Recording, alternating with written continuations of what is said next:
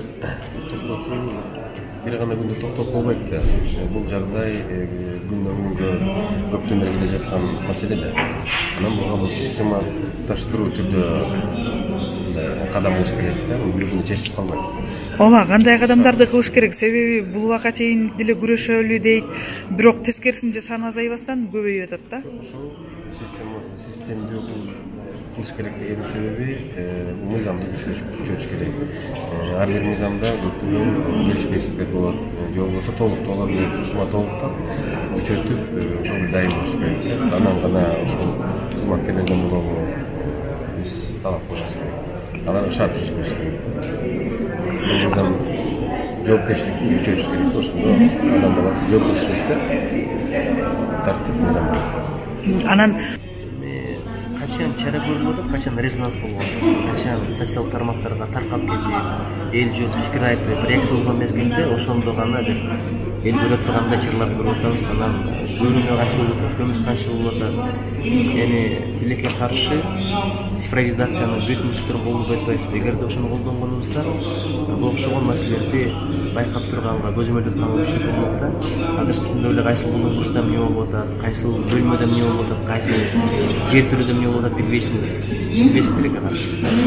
Адамдарга мындай талим тарбия маселеси, мукайчылык маселеси кечээ кыздырып аткан видео таркады.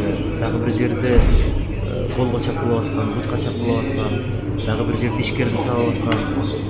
Тилекке каршы кылмыш кылып өсүп атат деген пикирлер бар. Себеби эмнеде? Балким органдар тарап иштеп атат, же талим тарбия маселеси аябай өнүгүп аткан комплекстүү суроо. Мыйзамдардан башка да положение бар. Ар бир мекеменин өзүнүн положениясы бар. Ошол положение алкагында биз атайын баягы өзүнчө орган да бар, текшерип турган.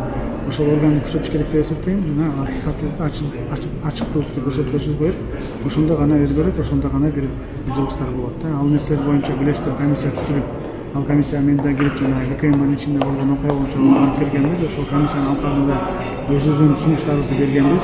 Азыркы учурда ошол учурларда кылынып аткан нерсе илгерки жана СССР маалында калган бир топ положениялар, эски положениялар калып калды да. Ал эми шарттары дагы ошол бойдон эски бойдон калды. Албетте баарын өзгөртүшүбүз керек. Мүмкүн толук өзгөрүлөт, өзгөрүп акырын келатыптыр. Бирок качан гана ошол бир окуя болгондо гана бара калып өзгөртүп атабыз да. Эми баардыгы каражатка, анан кийин өзүбүздүн саясий башкарышка гана мындай байланып калат экен.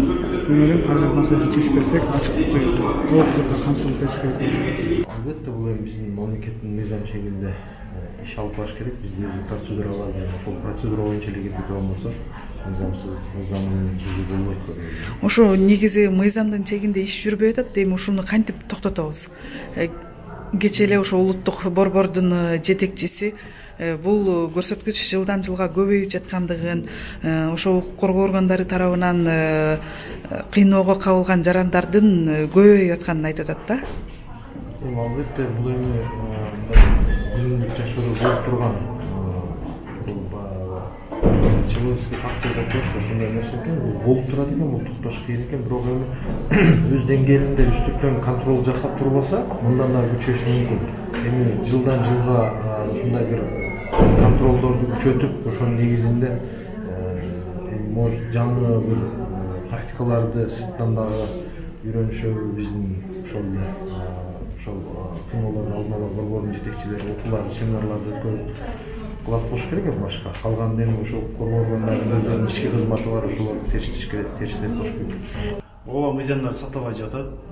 Түрмөдө дагы эле кыйноолор болуп жатат. Буну эгерде президент өзү гарант болуп өз көзөмөл алса, аны ишке ашат. Бир кыйноолорду көзөмөлдөө мамлекеттик органдын жетекчилиги менен эч кандай иш болбойт. Бул айта берет, кала берет да. Анан кечээ эле мектептин чыры болду да.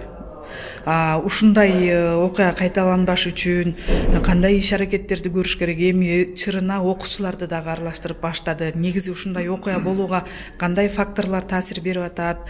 Маселе эмнеден келип чыгып атат негизи?